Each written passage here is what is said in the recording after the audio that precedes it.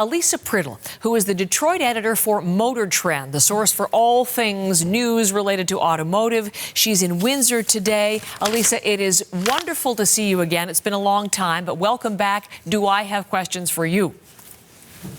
I'm ready. Okay, so here we have this 30-day reprieve in the tariffs on auto. What is the immediate impact on that? A huge sigh of relief, but there are probably executives in boardrooms all over the world today still trying to figure out what to do, because this is an industry that does all of its planning 4 and 5 and 10 years out. And so, to have this uncertainty every month of whether the tariffs are on or off again is really playing havoc with any kind of plans. I mean, you don't just up and change where you build a vehicle overnight. No, well, we'll talk about that in just a second. But you're right, that chaos of the uncertainty all through the sectors and certainly within automotive.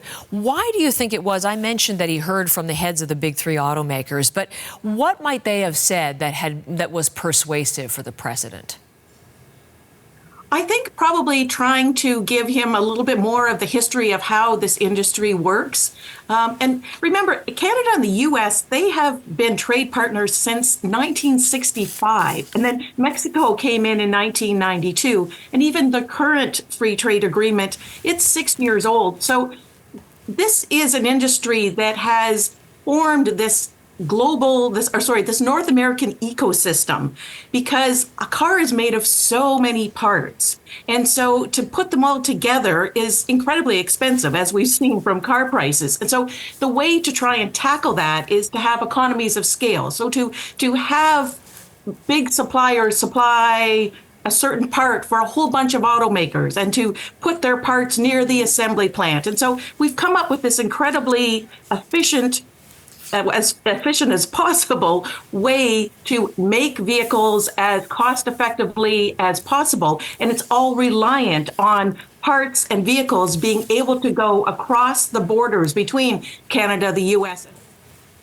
If you take that fabric and you rip it apart with tariffs, then you've just blown up everything that's been put in place for efficiency and logistics. But it seems pretty clear from what the U.S. president is saying that that's not the industry he wants to see. He wants part sourcing, he wants production, he wants all of it shifted back into the United States. And he's given the automakers this 30-day reprieve. In 30 days, is that possible? Longer term, is that possible? So 30 days, completely unrealistic. First off, there are some vehicles that are only made in one plant all around the world. And even if you have a vehicle that's maybe made in 2 places, that you're maybe making some of them in Canada and some in the US, ever since COVID, inventories of vehicles have been down. And so all the plants are pumping out vehicles as fast as they can. You can't just you can't shut down the single source plant because it's in Canada or Mexico. Then you have no supply at all. But even if you get rid of one of the plants, the other one cannot do double the production. It's just not feasible. Doesn't have the capacity. Okay. They do not have the capacity. And, he wants them to just, start making them in new plants. Well, there aren't vacant plants all over the U.S. waiting to be brought back to life. And if you do want to build a new plant, you're talking 2 to 3 years and millions and millions and millions of dollars to do it. So that is not going to happen in 30 days. And even if you were to decide that I'm going to do my next generation Honda Civic, instead of in Mexico, I'm going to do it in Indiana. But you have to, as happened, we should just, for our viewers, that just happened to the tune of $500 million. And that's just going on right at this time as we're having this discussion. Yes. Right. And that works if your cadence is right, because most vehicles have a lifespan of at least 5 years. So if you had just introduced the Civic and it was only 2 years old, you would not make that switch. So you have to find a product that it's time for them to have a new version. And then that's when you would put them into a new plant. So as I listen to you, it's not possible, certainly within the 30 days, and it doesn't look like it's even possible in the short term. But do you get the sense that this is where the push is going to be? I mean, are we looking at the end of the industry as we've come to know it over these past 6 years of increasing integration? That's a tough one because, again, these are permanent decisions. And so a company like Ford sitting there in their boardroom, they're not going to sit there and say, okay, we are now going to have every single thing that we make only in the U.S., nothing in Canada, nothing in China. I mean, things like the Lincoln Nautilus are only made in China. We're not going to make anything in Mexico. We're going to change everything over. We're going to spend all this money, which of course will make cars even more expensive because now you have this unnecessary expenditure that no one foresaw. But even if you were to do all of that, in 4 years, you could have a new regime. So do you upend everything and a century of history of automaking in these different countries because of one administration? So it's a really tough one. You can try and make little changes, and certainly you can take vehicles that are not selling as well. And maybe cut back some of that production and focus the more popular vehicles, try and get some of that made in other places where you can. But remember, every plant is specifically tooled to make a certain product, and you can't just suddenly change that overnight. Unspooling won't be easy.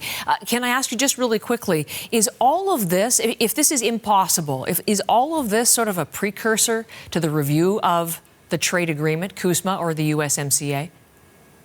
Yes, most people think that a lot of this is his negotiating ploy. The USMCA is not supposed to be up for renegotiation until summer of 2026, but Donald Trump has said that he wants to negotiate it sooner. He thinks it's a bad deal. Ironically, he's the one who negotiated the deal, but he wants to change it, and he wants to, we assume, have language that says you have to have even more U.S. content in all of the vehicles. We also think that he would want to address labor. Canada and U.S. have, relatively similar labor rates, but Mexico does have cheaper labor.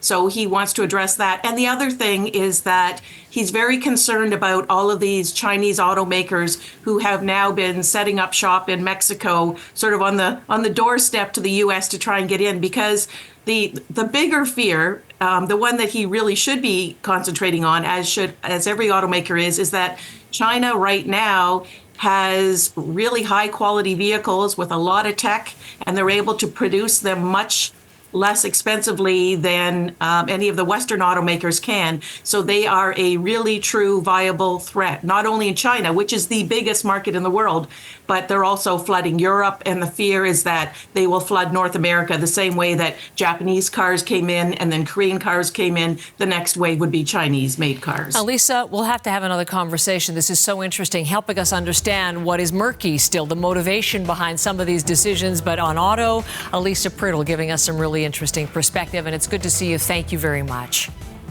Thank you so much, Heather.